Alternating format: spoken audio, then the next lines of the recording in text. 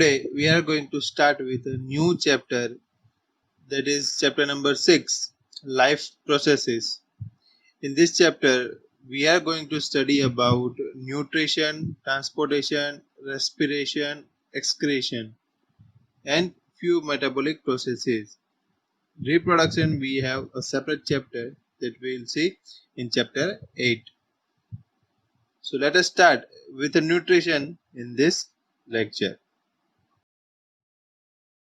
Before understanding nutrition, we'll understand about what are life processes and introduction of this chapter.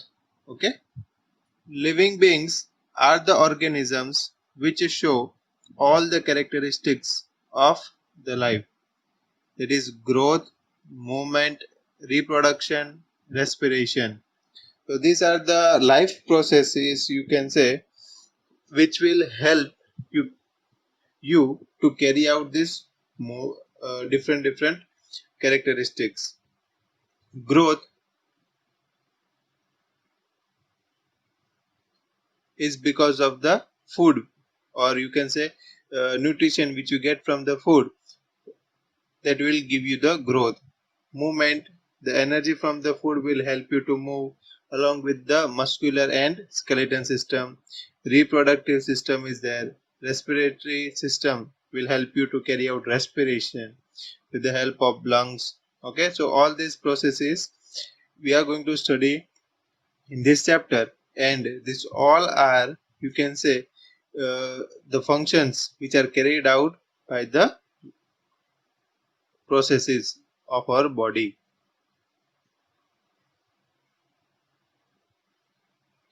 Living beings are made up of cell, that we all know. In standard 9 we have studied that cell is a basic structural and functional unit of life, which forms tissue. When the same type of cell, a group of cell combines, gives you tissue. Now the tissue forms organs, and organ forms organ systems, that we all know. We are studying since standard 5-6, which ultimately form a living body. And this organization should be maintained by the movement of molecules around all the times, as all the structures are made up of molecules. So we all know cell is a tiny, or you can say smallest unit of our body. Many cells combines to give tissue, tissue combines to give organ, organ combine to give organ systems, and the group of organ system forms a living body which will work in a coordination. तो जितने भी molecules है हमारे body के अंदर, मतलब in short हम बोल सकते हैं हमारी पूरी बॉडी मॉलिक्यूल्स से बनी होती है. तो जितने भी मॉलिक्यूल्स है वो मॉलिक्यूल्स पूरे बॉडी के अंदर सर्कुलेट होते रहने चाहिए, उसका सर्कुलेशन, उसका मूवमेंट होता रहना चाहिए. ठीक है. तो सी this is a very good image which will help you to understand cell, which will form tissue, which will form organ. This is a one example. Each and every organs are made up of different type of tissue and cells that we have already studied in standard 9. Okay, this is the organ system, and the whole organ system forms a organism. Understood?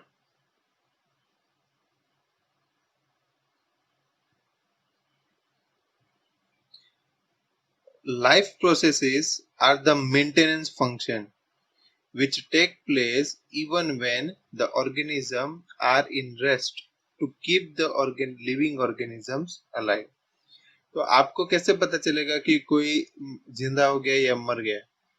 तो कोई भी भाग रहा है तो हम बोल सकते हैं कि a cat or a dog is running, तो हम बोल सकते हैं कि वो जिंदा है. बट वो जब सो रहा है तो हमें पता नहीं चलेगा कि वो मरा हुआ है या it is living, the human being is living. तो हम कैसे पता करेंगे कि वो ब्रीथिंग कर रहा है कि नहीं? तो उससे हम पता कर सकते हैं कि the body is living. Okay, तो ये सब लाइफ प्रोसेसेस है. ब्रीथिंग बोल सकते हैं. फिर सर्कुलेटरी सिस्टम, सर्कुलेशन है, वो एक मतलब सर्कुलेटरी सिस्टम जो है वो एक सर्कुलेशन ब्लड का करता है. फिर रेस्पिरेशन के अंदर ब्रीथिंग होता है। तो ये सब एक लाइफ प्रोसेसेस है, डाइजेशन है, ठीक है। Nutrition, respiration, transportation, excretion are all basic life processes in order to remain alive. तो जो हमें जिंदा रहना है, तो ये सब जितने भी है, ये सब हमें हमारे बॉडी के अंदर मतलब कंटिन्यू चलते रहना चाहिए, तभी हम जिंदा रह पाएंगे। If anyone stops working, we will die.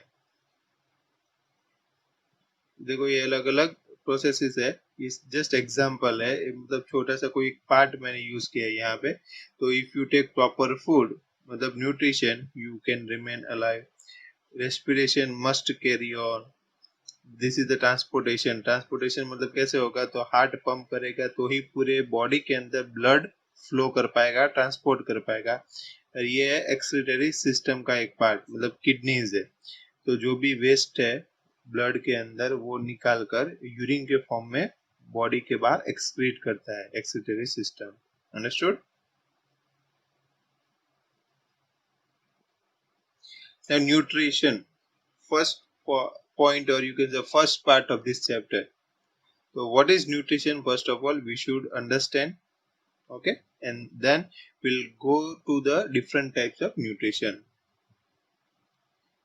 Nutrition is the process of intake of source of energy, that is food, from outside the body in order to grow, develop and synthesize proteins. तो nutrition क्या एक process है जो हमें energy मतलब देगा food में से, जिसके कारण हमारा बॉडी अच्छी तरह से ग्रो कर पाए, डेवलप कर पाए एंड प्रोटीन बना पाए, जिससे हमारा बॉडी स्ट्रॉन्ग बने एंड इंक्रीज हो, हमारा ग्रो बॉडी ग्रो करे। Nutrition in different organisms is fulfilled in a different ways. Okay तो हर एक के लिए जो न्यूट्रिशन लेने का मतलब मोड है, वो अलग अलग तरीके से न्यूट्रिशन लेते हैं, ठीक है। तो कोई कोई फूड मतलब जैसे प्लांट्स खाते हैं, कोई सिर्फ एनिमल्स के ऊपर डिपेंड करते हैं, तो अलग अलग रिक्वायरमेंट होते हैं, अलग अलग फुलफिलमेंट होगा सबका। Some organisms use a simple food material in the form of carbon dioxide and water. जैसे कि प्लांट्स, ये प्लांट्स क्या करेंगे, वाटर लेंगे, कार्बन डाइऑक्साइड लेंगे, ठीक है, water and carbon dioxide, and वो लेकर अपना खाना बनाएंगे।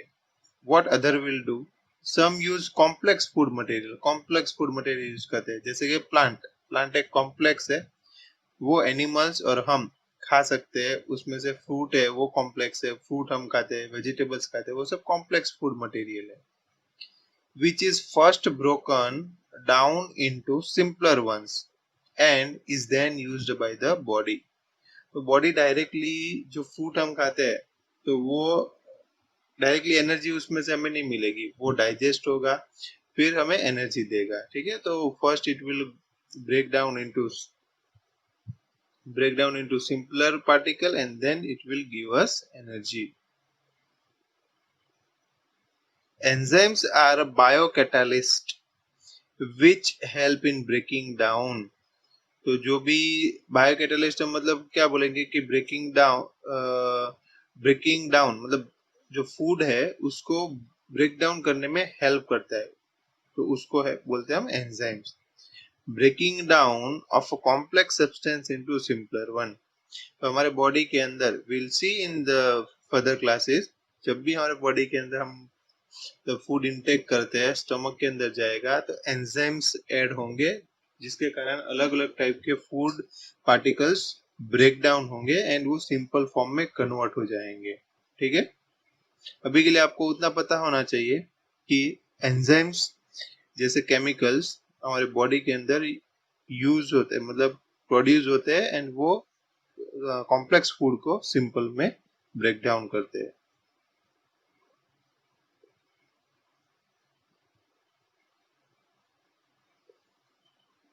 मोड्स ऑफ न्यूट्रिशन, तो अलग अलग टाइप के मोड होते हैं न्यूट्रिशन, मतलब न्यूट्रिशन लेने के अलग अलग तरीके हैं, तो वो देखेंगे हम। The method of obtaining food is different in different organism.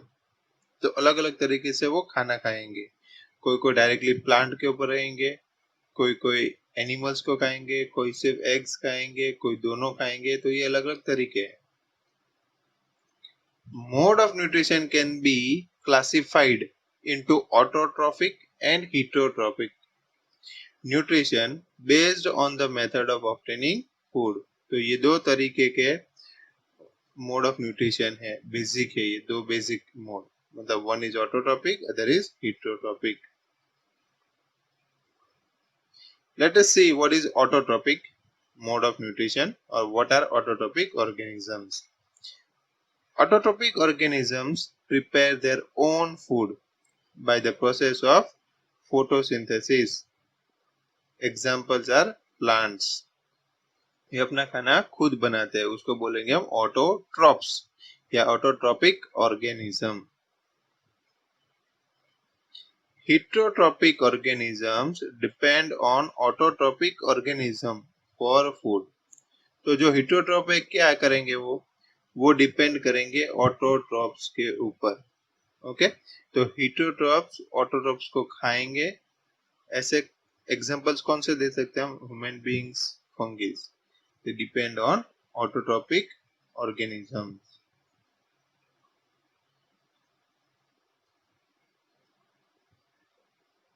Now autotrophic nutrition.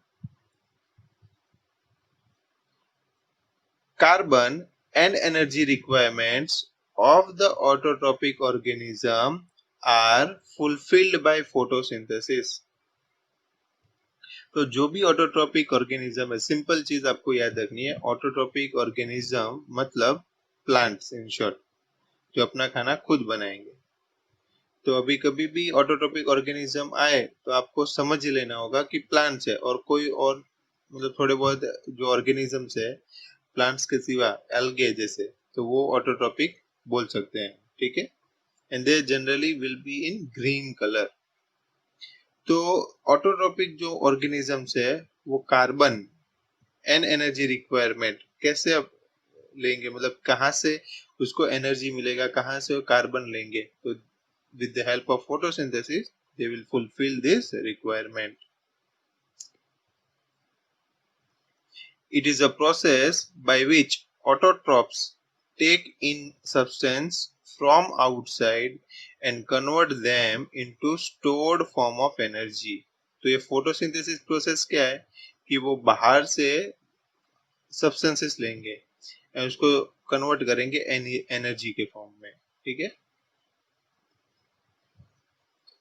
This material is taken in the form of, मतलब वो बाहर से जो substances लेते हैं, outside substances, वो कैसे होंगे कि it is taken in the form of carbon dioxide and water which is converted into carbohydrates. तो यहाँ पे लिखा था stored form of energy, तो ये किसके फॉर्म में स्टोर होगा? कार्बोहाइड्रेट्स.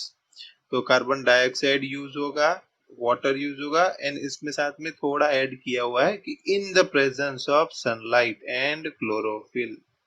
तो ये तीन चीज खास होगी. One is carbon dioxide, second is water and sunlight, and the plant has chlorophyll. तो ये तीनों चीज आउटर है, this this and this three are outer, and ये प्लांट के अंदर होगा. With the help of these things, plant can make, or you can say autotrophs can make their own food with the help of photosynthesis process. See here, this is a very good image. It will help you to understand. It is taking sunlight, it is taking carbon dioxide, and a very good thing that you should know, that is it gives out oxygen and takes water from the soil. Okay,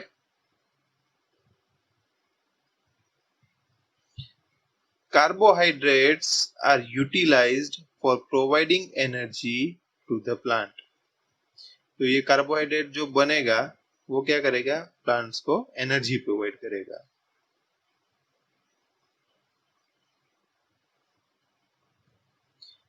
We will study how carbohydrates is utilized in the next section. तो हम carbohydrate कैसे use होता है हम बाद में देखेंगे। The carbohydrates which are not used immediately are stored in the form of starch.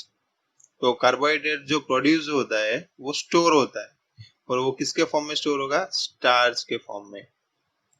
Which serves as internal energy reserve to be used as and when required by the plant. तो ये starch के form में store होगा carbohydrate and वो internal energy reserve बोल सकते हैं हम। इंटरनल एनर्जी रिजर्व जब भी जरूरत होगी तभी वो प्लांट को प्रोवाइड करेगा। somewhat similar situation is seen in us where some of the energy derived from the food we eat is stored in our body in the form of glycogen. Okay तो similarly जैसे plant के अंदर carbohydrate starch के form में store होता है internal energy देता है, वैसे ही हमारे अंदर जो फूड है वो एनर्जी मतलब वो किसके फॉर्म में स्टोर होगा? ग्लाइकोजन। ओके तो प्लांट में स्टार्च एंड ह्यूमन बींग्स के अंदर ग्लाइकोजन। ये याद रखना होगा आपको, ब्लैंक्स में एमसीक्यू में पूछ सकते हैं बहुत बार।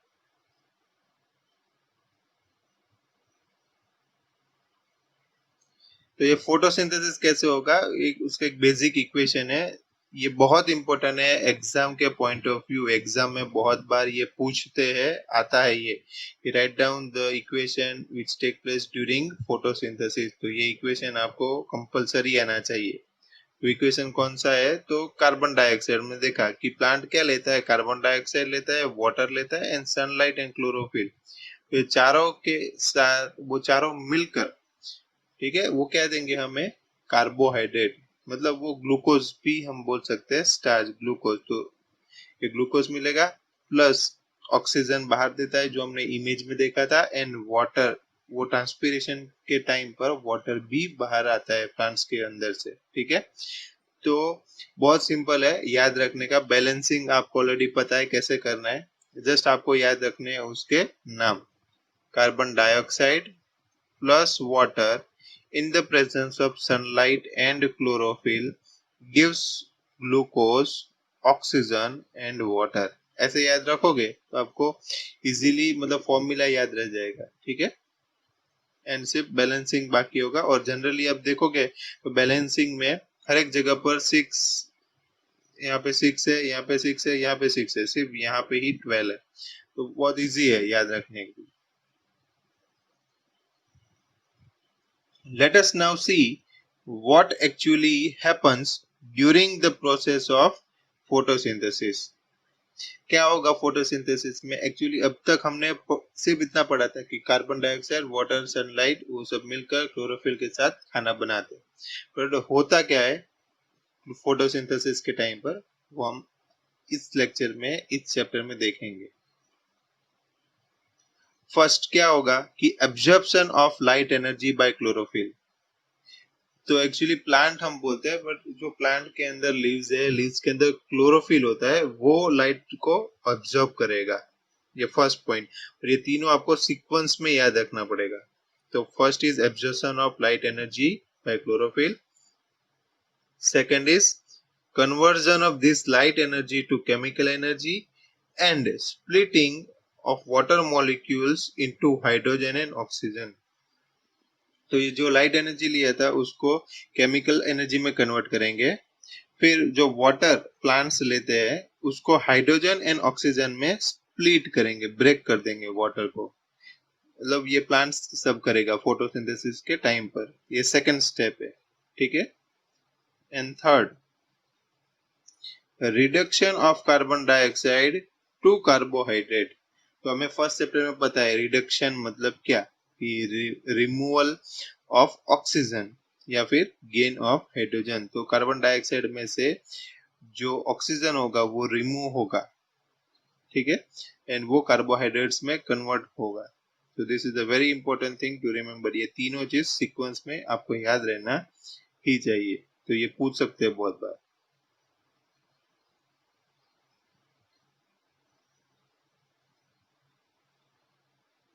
Let us understand what actually happens in the photosynthesis. तो हमने 3 स्टेप देखे, अभी 3 स्टेप डिटेल में हम देखेंगे.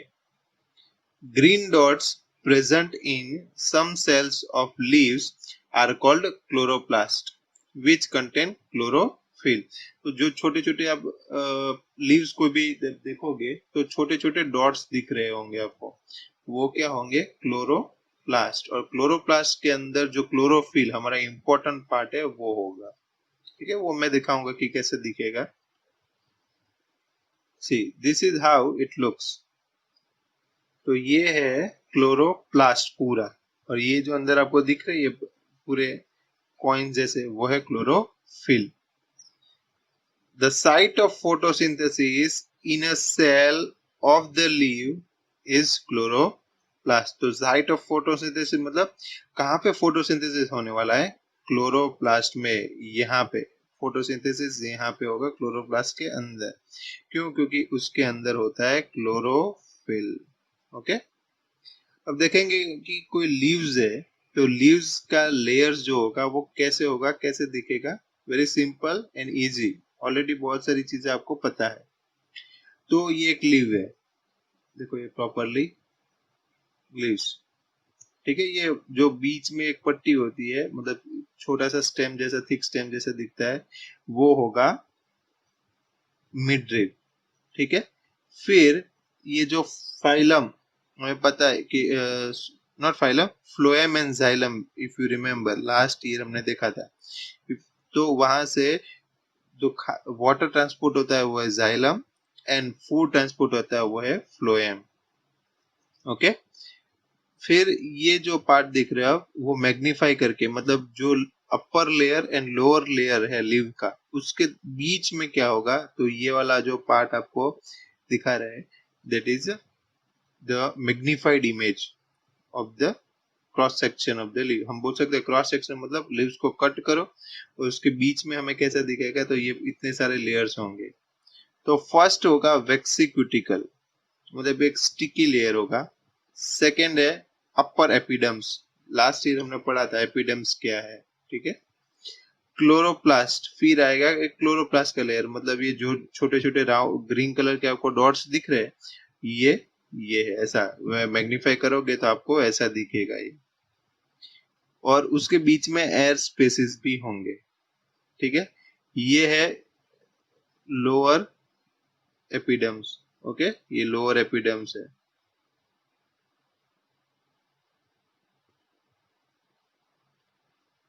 फिर इंपॉर्टेंट पार्ट है ये गार्ड सेल. या गार्ड सेल जो है वो एकदम नीचे यहाँ पे देखो, ये वाला part.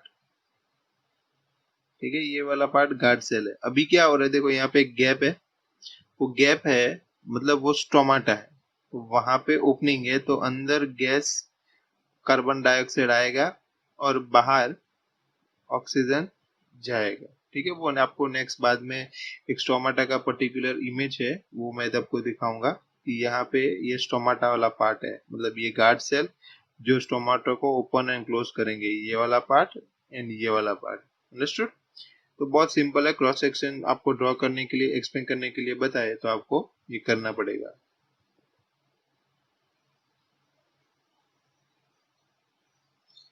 Now let us study how plant obtain carbon dioxide. कैसे मिलेगा, तो ऑलरेडी मैंने बताया कि जब नीचे स्टोमाटा ओपन होगा कार्बन डाइऑक्साइड एंटर करेगा. In class 9 we had talked about stomata, which are tiny pores present on the surface of leaves. तो स्टोमाटा का डेफिनेशन है कि stomata are the tiny pores present on the surface of leaves. Massive amount of gases exchange take place in the leaves through these pores for the purpose of photosynthesis. तो ये जो आपको पोर दिख रहा है यहाँ पे, ये बीच में पोर, वो जब ओपन होगा तब देखो कार्बन डाइऑक्साइड अंदर जा रहा है, वाटर बाहर आ रहा है, ऑक्सीजन भी साथ में बाहर आएगा. ठीक है, तो ये एक प्रोसेस है जो लीव्स के अंदर डे टाइम पर होता रहेगा. But it is important to note here that the exchange of gases occur across the surface of stem, roots and leaves as well. मतलब ये जो वाटर बाहर जा रहा है सिर्फ लीव्स के थ्रू बाहर नहीं जाएगा, वो रूट, स्टेम और लीव्स के थ्रू, तीनों के थ्रू बाहर जा सकता है. ठीक है.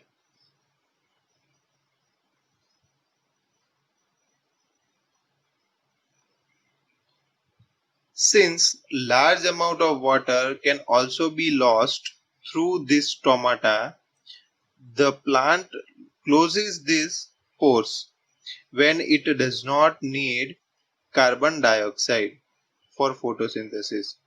तो यहाँ पे आप जब देख रहे हो कि जो स्टोमाटा है क्लोज ओपन एंड क्लोज हो रहा है, ओपन एंड क्लोज हो रहा है, तो ये एक्चुअली हो क्या रहा है कि जब भी ओपन होगा तब अंदर से ऑक्सीजन एंड कार्बन अंदर से ऑक्सीजन बाहर आएगा, वाटर बाहर आएगा. देखो अभी वाटर बाहर आ रहा है, कार्बन डाइऑक्साइड ये अभी क्लोज हो गया, ओपन हुआ, कार्बन डाइऑक्साइड अंदर गए, वाटर ये ऑक्सीजन बाहर आया, वाटर बाहर आया. ठीक है.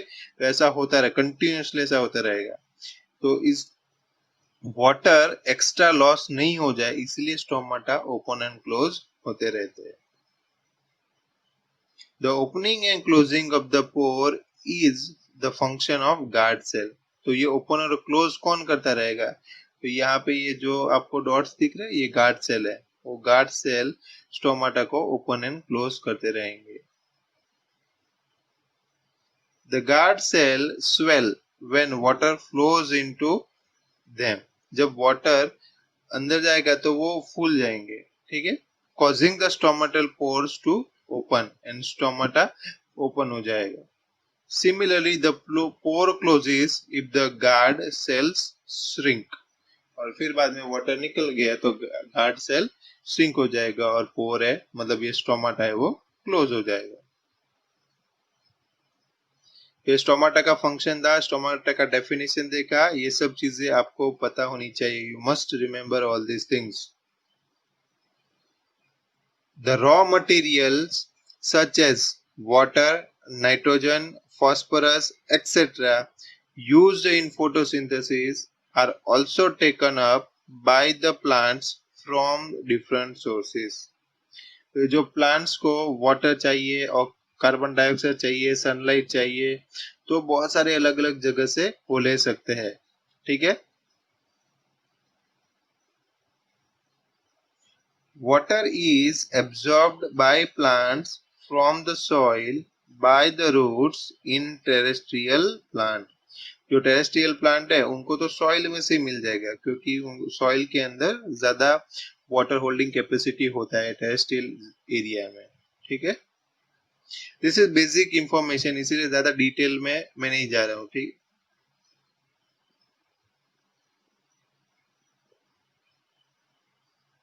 Nitrogen, phosphorus, iron, magnesium is taken up from the soil. तो सिर्फ कार्बन डाइऑक्साइड, वाटर और सनलाइट लेके फोटोसिंथेसिस मतलब ये प्रोसेस कैरी आउट करेंगे प्लांट्स, तो उनका खाना बन जाएगा. That is right. तो वो सिर्फ कार्बोहाइड्रेट्स बना सकेंगे.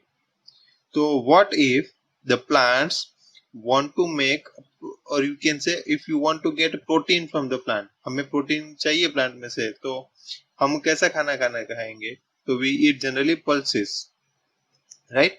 और कार्बोहाइड्रेट चाहिए तो हम ग्रेन्स खाते हैं जैसे कि व्हीट है, बाजरा है, ज्वार है, वो सब.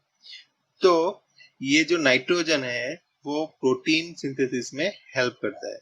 एंड वो ऑलरेडी हमने स्टैंडर्ड 8 में 9 में देख लिया है नाइट्रोजन साइकिल में, नाइट्रोजन फिक्सेशन जो है उसके अंदर, कि राइजोबियम बैक्टीरिया होता है जो यहाँ पे आपको दिख रहा होगा, मतलब ये छोटे छोटे रूट नोड्यूल से वहां पे बैक्टीरिया है. वो क्या करेंगे, एटमॉस्फेयर में से नाइट्रोजन लेकर वो कन्वर्ट करेंगे यू कैन से नाइट्रोजन कंपाउंड्स के अंदर, और वो कंपाउंड फिर ऊपर जाएंगे एंड वहां से फिर प्रोटीन बनेगा. ठीक है. Micro fix nitrogen in nodules on the roots of the pulses crop, मतलब पल्सिस वाले जनरली क्रॉप्स या you can say leguminous crops के अंदर ये बैक्टीरिया रहते हैं. Nitrogen is either taken in the form of inorganic nitrates or as organic compounds prepared by bacteria from atmospheric nitrogen. So there are two ways.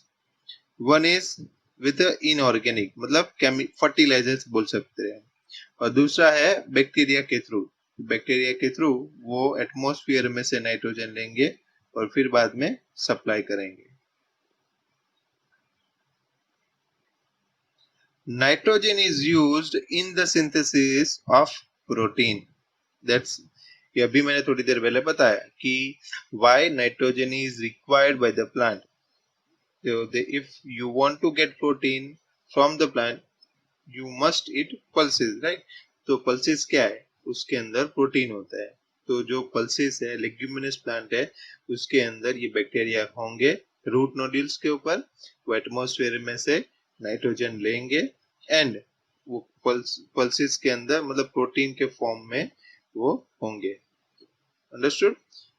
तो this is very important and we have already studied about this in lower classes, but यहाँ पे आज हमने थोड़ा और detail में सब देखा कि ऑटोट्रोपिक न्यूट्रिशन, फोटोसिंथेसिस के अंदर क्या होता है, लीव्स के अंदर क्रॉस सेक्शन के अंदर क्या क्या होगा, कैसे स्टोमाटा ओपन होगा, क्लोज होगा, कौन करेगा स्टोमाटा को ओपन क्लोज, फिर प्लांट्स को अलग अलग टाइप के मिनरल्स चाहिए तो वो सॉइल से लेंगे, फिर वो बैक्टीरिया हेल्प करते हैं, कोई बार फर्टिलाइजर्स हम डाल के देते हैं.